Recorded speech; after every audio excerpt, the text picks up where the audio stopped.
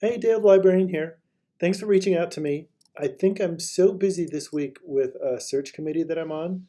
Every day is blocked out for the next 7 days.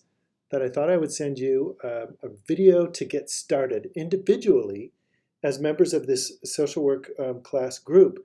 You can individually start to build ideas or go off of different chunks of ideas and then come together and meet. And I can help you with that as well as you go. But I wanted to give you a starting point because I don't think I'll be able to meet with you.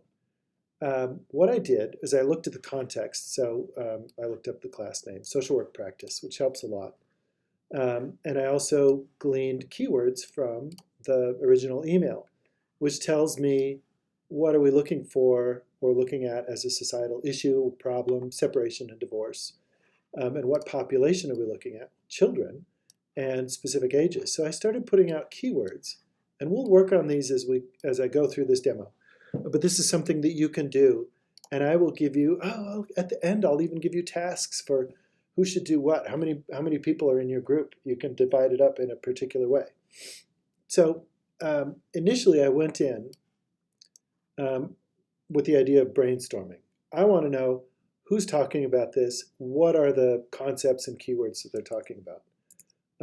I did a search for separation, and I did separation or divorce, and I got like 1.2 million things. And that's because the word separation is used in chemistry a lot. And I was like, oh my gosh, this is going to be so confounding. So let's put separation on the back burner for now and just do divorce. Divorce is used in literature. There's like a book called The Great Divorce, I think. But I think this is more on target. It also has a legal definition, has a societal stigma. But when you're looking in the library catalog, that main search engine that you get at the Marriott Library homepage, it's looking through all the disciplines, and think of it as like a Target or a Walmart. It's got a little bit of everything. So if you're looking, it's got vast amounts of stuff. Obviously, there's 79,000 articles, but it's looking through STEM, it's looking through humanities, it's looking through social sciences and everything. And what we can do from that is we can narrow it down to articles. And it's very bold that people have a scholarly article called Divorce. But we can go and narrow down. So there's peer-reviewed journals. Oh, that's interesting. And we start to get more relevant things as we narrow down. Now we're down to 37,000. And what we can do next, I would highly recommend this because divorce has been talked about forever, is put a date on here. So if you're looking at how divorce affects children, you want to look at recent instruments for discovering things, methodology for processing data. So I would say if you are comfortable doing so, come up to the most recent 10 years. I'll say 2014, even though it's 2023. What this does is it narrows down our pool of results. There's still 11,000. But what we can do now is you can start to go through these and say, oh, who does this affect? What are they talking about? Here's a randomized control trial.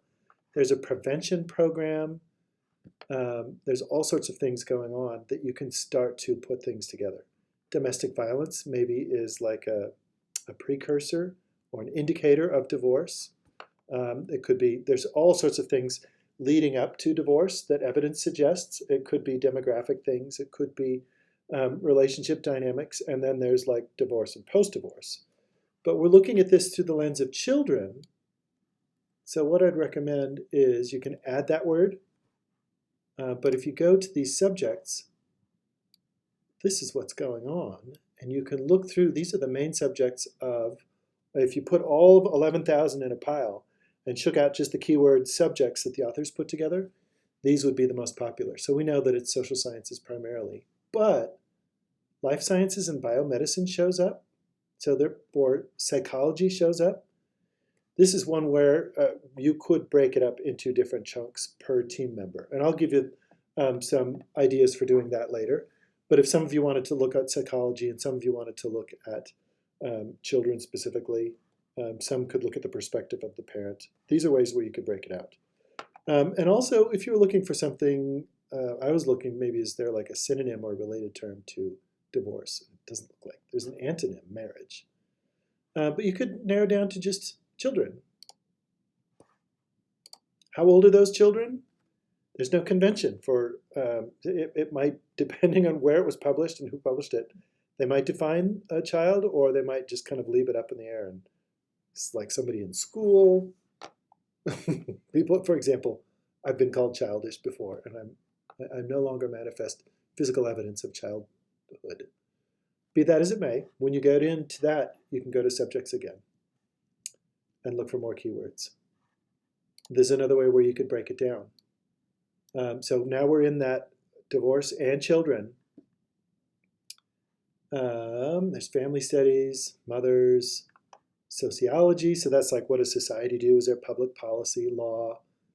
That one actually might be pretty good for a social work group. What you're doing, though, is maybe have like a drink or like a, well, I mean, I was going to say a thing of French fries, but maybe a drink. Something where you can scroll at the same time and go through and look at words. So, and write those down. So there's intervention. There's irrelevant things. Divorce between unions. So there's demographics, there's gender. This is how you might break it up into a literature review. But go through these, start to read and familiarize yourself with this.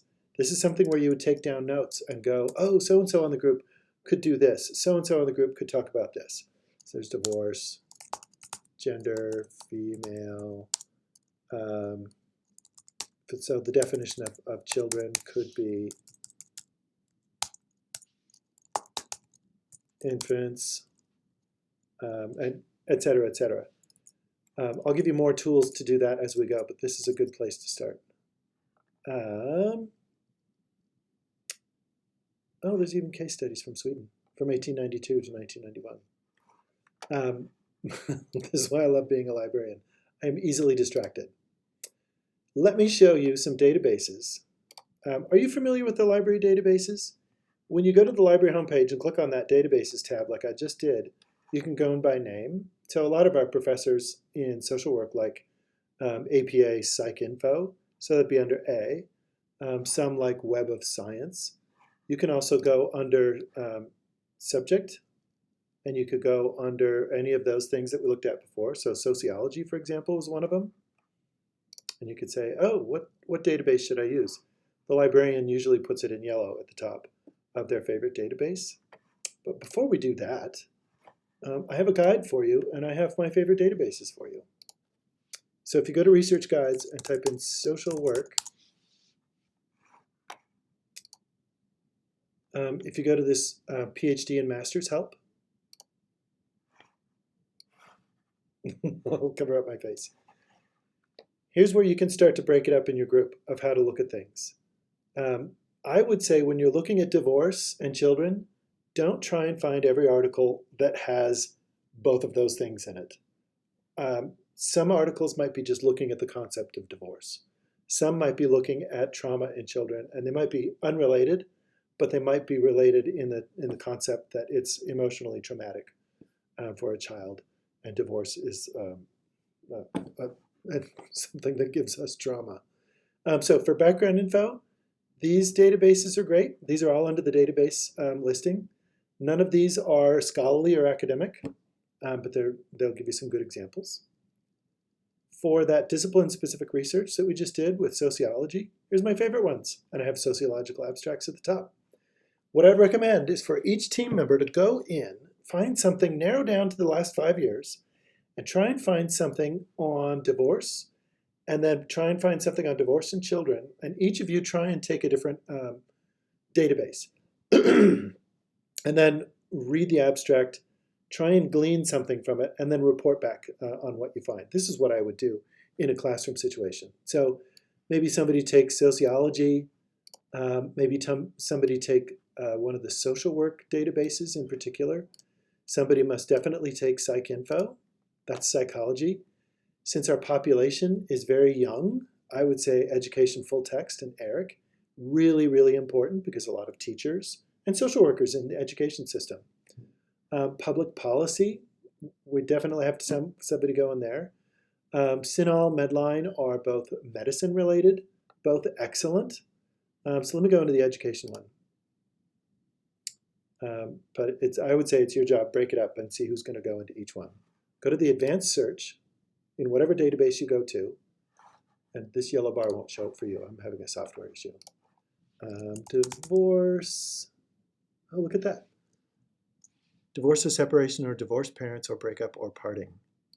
So all these synonyms. I'm hesitant to put separation though. Because I don't want chemistry. I want how to separate children from a catheter or something like that if we're in a medicine database. And then let's see what they say. Children or adolescents or youth or child or teenager.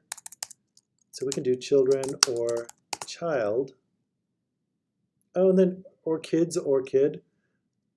I don't think they do that in scholarship. That's kind of a colloquialism. In the next one, we might put an age range. If it's more than one word, like third grade, it'll give us synonyms for that. How cool is that? Third grade or grade 3. Put things in quotes that are more than one word. Oh, this is so cool. So in an education database, we can get away with doing grades. In public policy one, try using ages, or maybe just doing children or child, depending on how focused you want to get. If you find too little, take away keywords. If you find too much, add keywords. Okay, I'm going in. I'm in an education database. Oh, there's only 2. That's too narrow. So if I get too few, I mean, you could look at those, but some of these might not be, it might not be deep enough. So there's 3,000. So this is where you have to negotiate back and forth. Do that same thing where you link to peer-reviewed or scholarly journals, because there's a lot of what's called trade journals in here, where it's teachers talking to each other or school administrators or things like that. And let's come up from 1932. The world has changed a lot. And I'll do the last 5 years. Oh, last 6 years. Yeah. What you'll see here is there's psychology and family studies. So it's not just education. So there might be overlap between these different databases. But I would say each of you go through each one of these and see if there's something that you can track down that resonates with you personally and then present it to the group. Here's how you do that. Emotional divorce, child's well-being. There's a journal called Divorce and Remarriage. Ooh, there's a keyword, is remarriage. That one's pretty official. It's better than separation. First of all, in most of these databases, there's a citation generator. So you get your APA citation. This one it's incorrect. W and B and D need to be lowercase, but it's close. When you're looking at the abstract, if it's a scholarly article, they'll come to the point really quick. Oh yeah, so here's their population. They looked at Iranian children ranging in age from 10 to 12 years old, right in our age range.